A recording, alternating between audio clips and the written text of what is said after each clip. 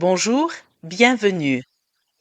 Entendre la voix de Dieu et suivre sa direction dans les saisons de notre vie est le livre que je vous lirai. Son titre est En poursuivant les saisons de Dieu.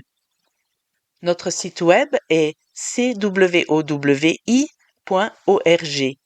l'Église sans mur internationale. Nous sommes un réseau d'églises de maison. Nous ne sommes pas une miniature de l'Église auditoire. Nous faisons une rotation de maison et de la personne qui dirige. Ce n'est pas orienté sermon, c'est partager ce qui est sur votre cœur. Hommes, femmes, garçons et filles, tout le monde peut participer. C'est comme une famille qui se retrouve régulièrement. Ces églises s'articulent autour d'amis, de voisins, de collègues de travail, et généralement, il y a de la nourriture. Acte 2:42 est le modèle que nous suivons. Il est écrit qu'ils persévéraient dans la doctrine et la communion des apôtres, dans la fraction du pain et les prières. Petit commentaire sur la fraction du pain. Tous les commentateurs vous diront que l'expression rompre le pain ne fait pas référence à la scène du Seigneur, mais plutôt au repas. Ces repas étaient connus dans les communautés grecques, romaines et juives de la région. Ils avaient des repas familiaux et communautaires où l'on invitait surtout la famille.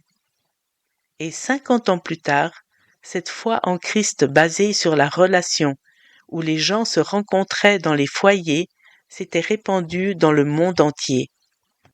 Présentation du livre. N'avez-vous jamais voulu connaître les voies de Dieu? Pas seulement la doctrine, mais aussi la façon dont il nous conduit et agit au cours des saisons de notre vie.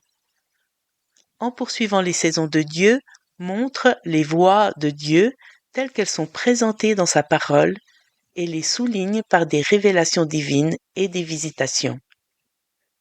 Pour tous ceux qui désirent entendre la voix de Dieu plus clairement, ou qui ont le sentiment que le Seigneur essaye de leur parler mais ne savent pas exactement ce qu'il dit, En poursuivant les saisons de Dieu aidera à développer la capacité de percevoir la voix et la direction du Seigneur à travers les circonstances de la vie.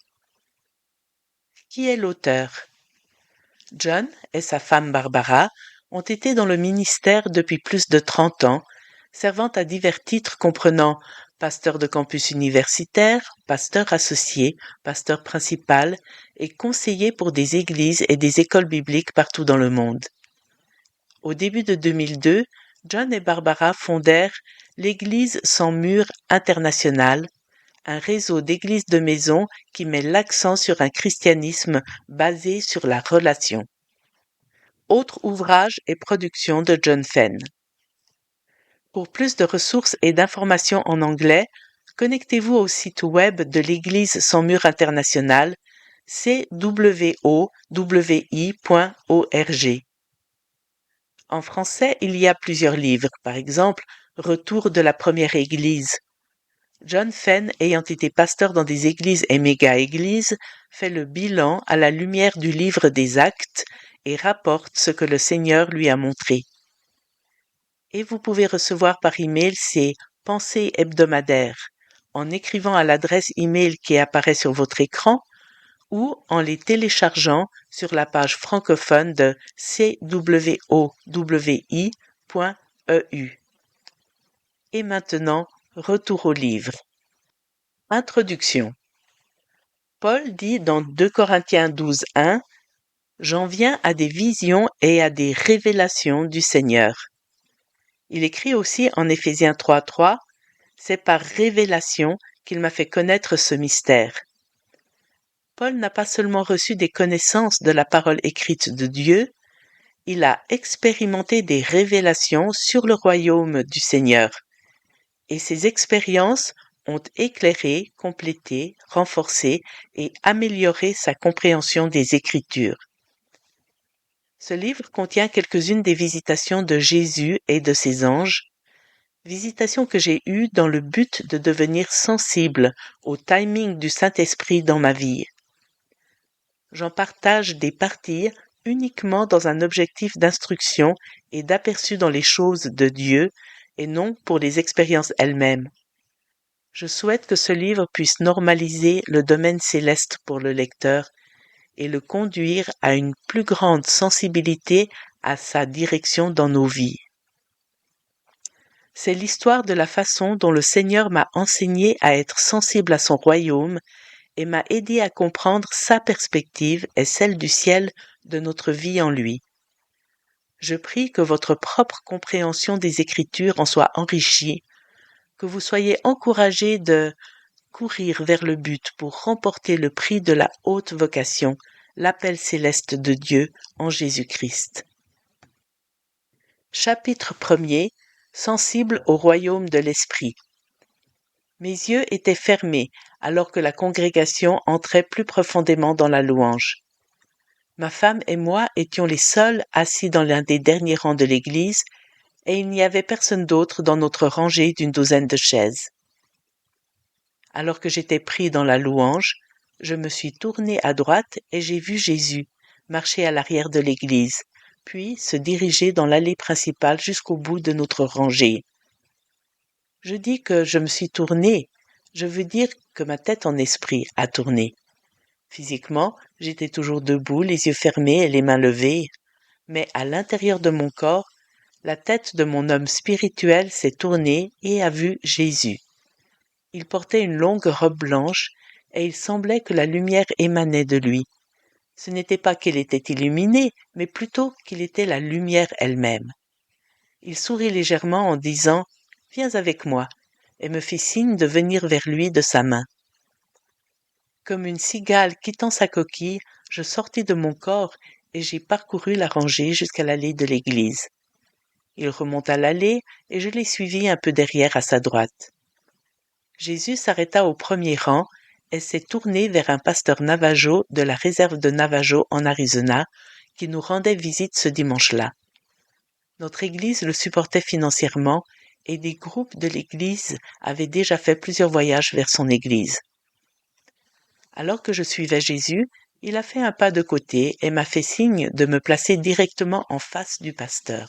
Il me dit « J'ai une parole pour lui et je veux que tu poses tes mains sur lui. » J'ai répondu « Seigneur, tu es là. Pourquoi dois-je moi poser les mains sur lui ?» Il répondit en souriant « Fais-le, c'est tout. » Alors j'ai dit « Ok, Seigneur, puisque tu le veux. » Son ton était si doux et patient, et je sentais bien qu'il voulait m'enseigner quelque chose. Alors que je posais mes mains sur la tête du pasteur, une prophétie a jailli en moi qui l'encourageait, lui disant combien le Seigneur appréciait son travail et son cœur droit. Après environ 20 secondes de prophétie, Jésus a commencé à fondre en moi. Il a commencé à entrer en moi et s'est parfaitement adapté à ma forme et à mes bras tendus. Cela m'a intéressé car je mesure presque 2 mètres et il semblait avoir environ 1,80 m, mais il s'est parfaitement fondu dans mon esprit. En le faisant, je l'ai entendu dire « Quand tu poses les mains sur une personne en mon nom, c'est comme si je posais personnellement les mains sur elle. Marche dans cette autorité, mon fils. »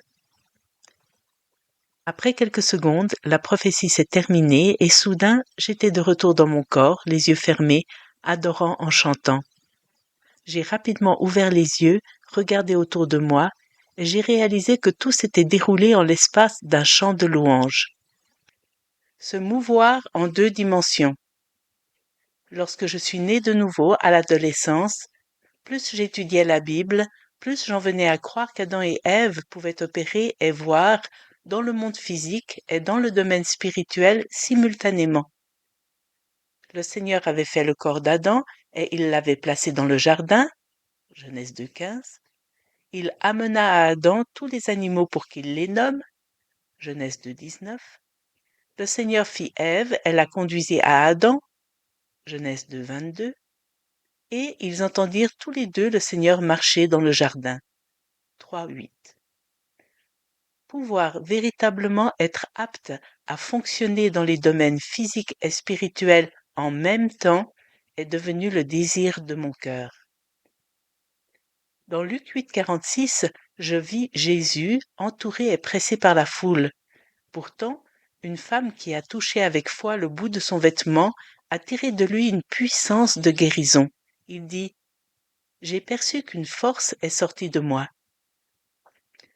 Ce qui m'intriguait n'était pas la foi de la femme, mais plutôt le fait que Jésus puisse, au milieu de tout ce tumulte, être si sensible au domaine spirituel qu'il percevait qu'une puissance était sortie de lui.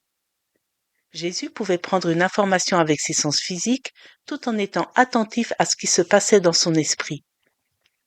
Je voyais d'autres exemples comme celui-ci dans la vie de Jésus. Et j'ai mis mon cœur à chercher le Seigneur et à être sensible à mon esprit tout en suivant la routine dans le naturel du quotidien. Le psaume 103,7 était le désir de mon cœur.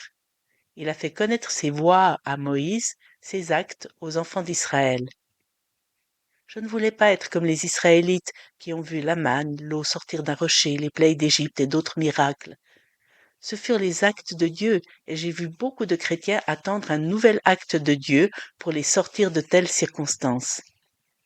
J'étais déterminée à être comme Moïse, qui connaissait les voies de Dieu. Si je connaissais ces voies, alors les miracles suivraient. Jésus a dit en Jean 5,19 qu'il ne pouvait rien faire de lui-même, mais que tout ce qu'il voyait le Père faire, c'était ce qu'il faisait. Il dit au verset 30, « Je ne peux rien faire de moi-même, je juge d'après ce que j'entends. » Je voulais être sensible au Père comme Jésus l'était. École de guérison. Ce sera pour la prochaine lecture. À bientôt.